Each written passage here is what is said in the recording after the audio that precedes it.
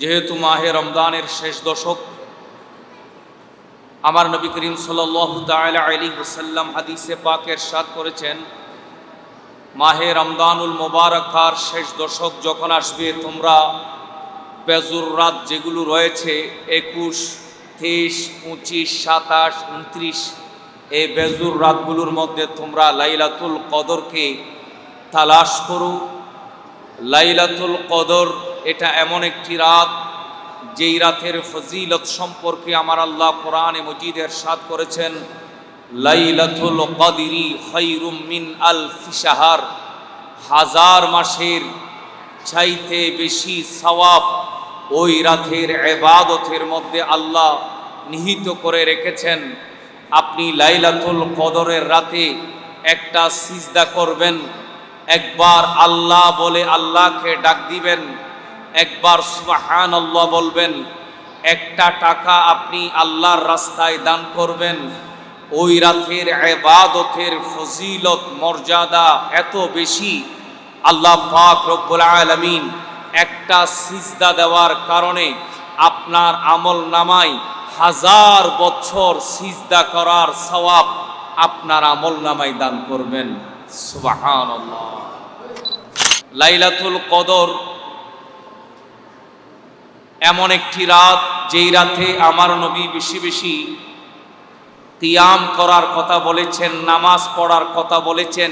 ঈমানান ওয়া ইহতিসাবান, যে ব্যক্তি লাইলাতুল কদরের রাতে দাঁড়িয়ে ঈমানের সহিত একগ্রতার সহিত নামাজ আদায় করবে, রুকু করবে, সিজদা করবে, গুফিরা লাহু মা তাকাদ্দামা মিন যানবিহি, আমার আল্লাহ ওই বান্দার আমল নামা থেকে তার পূর্বের জীবনের সমস্ত গুনাহগুলো মাফ করে দিবেন। সেজন্য লাইলাতুল কদর, আসন্ন লাইলাতুল কদর আমাদের মাঝে, আপনারা বেশি বেশি ইবাদতের প্রস্তুতি নেন।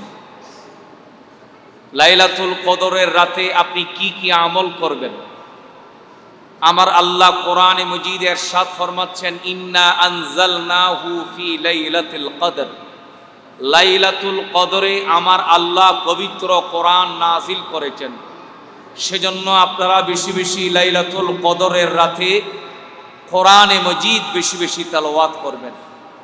বিশেষ করে সূরা ইয়াসিন, সূরা মুলুক, সূরা মুজাম্মিল, সূরা আর রহমান, আয়াতুল কুরসি, সূরা হাশরের শেষ আয়াতগুলো, এভাবে আপনারা কোরআনের তেলাওয়াত করবেন লাইলাতুল কদরের রাতে।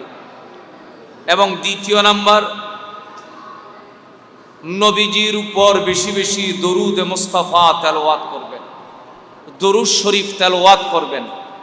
আপনার ইবাদত আসমান এবং জমিনের মাঝখানে ঝুলন্ত থাকে, মুআল্লাকাতুন বাইনাস সামাওয়াতি ওয়াল আরদ, আপনার ইবাদত সমস্ত কিছু আসমান এবং জমিনের মাঝে লটকানো থাকে, ঝুলানো থাকে।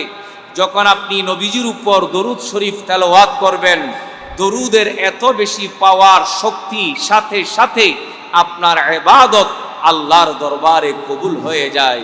সেজন্য আপনি লাইলাতুল কদরের রাতে বেশি বেশি নবীজির উপর দরুদ শরীফ সালাতু সালাম তেলাওয়াত করবেন। তৃতীয় নম্বর, আল্লাহর দরবারে বেশি বেশি তওবা করবেন, ইস্তেগফার করবেন, আল্লাহর দরবারে বেশি বেশি তওবা করবেন। লাইলাতুল কদরের রাতে বেশি বেশি আল্লাহর দরবারে তওবা করবেন। আল্লাহ পাক রব্বুল আলামিন তওবাকারীকে বেশি ভালোবাসেন, আল্লাহ পাক তওবাকারীকে বেশি মহব্বত করেন। আমার আল্লাহ বলেন, বান্দা তুই যতগুলো গুনাহ কর, যতগুলো পাপ কর, আমি আল্লাহর দরবারে এসে যদি তওবা করিস, আমি আল্লাহ তোর তওবা কবুল করব, তোর জীবনের সমস্ত গুনাহগুলো মাফ করে দেব। আমাদের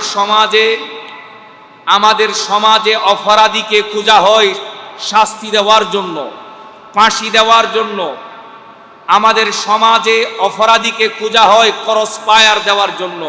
কিন্তু আমার আল্লাহ অপরাধীকে খুঁজেন, দোষীকে খুঁজেন, অপরাধীকে খুঁজেন ক্ষমা করে দেওয়ার জন্য। সেজন্য আপনি লাইলাতুল কদরের রাতে বেশি বেশি আল্লাহর দরবারে তওবা করবেন, ক্ষমা চাইবেন। চতুর্থ নম্বর, লাইলাতুল কদরের রাতে আপনি বেশি বেশি আল্লাহর রাস্তায় দান করবেন। একটা টাকা হলেও আল্লাহর দরবারে দান করবেন। একটা সিজদা করলে যেমন 1000 মাসের ইবাদতের সওয়াব দান করবে, ঠিক তদ্রুপ আপনি একটা টাকা দান করলে, 100 টাকা দান করলে, 1000 টাকা দান করলে, গরিব দুঃখী মিসকিন এতিমখানার মধ্যে যদি আপনি দান করেন, আল্লাহ পাক রব্বুল আলামিন 1000 মাস ধরে আপনি দান করলে যে সওয়াব, খায়রুম মিন আলফি শাহর, 1000 মাসের চাইতে বেশি সওয়াব আল্লাহ আপনার আমলনামায় দান করবেন। সুবহানাল্লাহ। সেজন্য 4র্থ নম্বরে আল্লাহর রাস্তায় বেশি বেশি দান করবেন। 5ম নম্বর, ঘরে যাদের মা বাবা আছে, মা বাবার কদমে চুমু দিবেন। মা বাবার মনে কষ্ট দিয়ে থাকলে তার কাছে ক্ষমা চাইবেন, মাপ চাইবেন।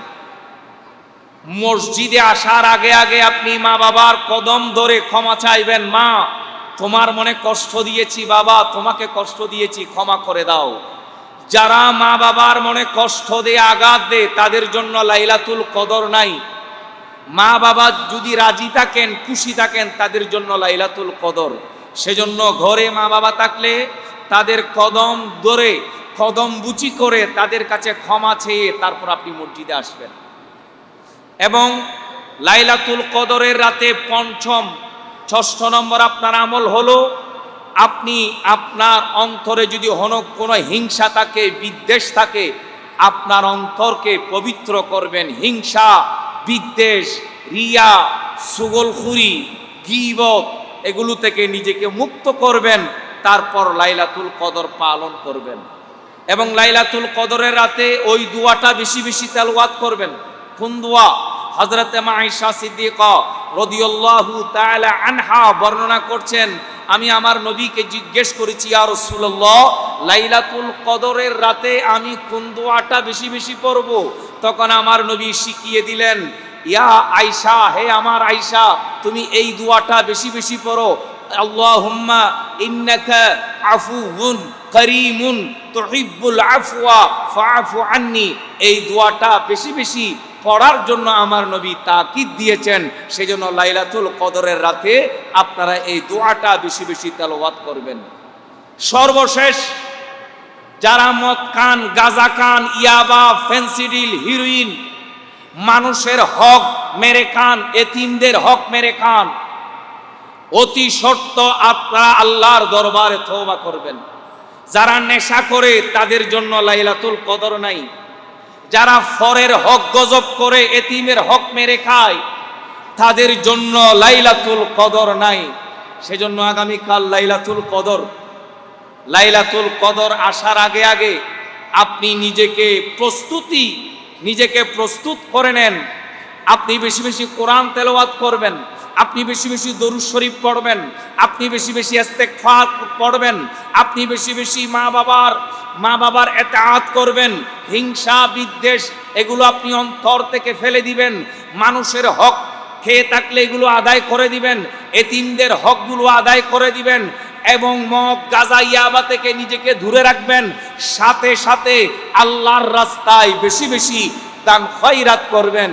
এগুলো যদি আপনার ভিতর থাকে তাহলে আপনার জন্য লাইলাতুল কদর, আমার আল্লাহ বলেছেন লাইলাতুল কদরে খায়রুম মিন আলফি শাহর।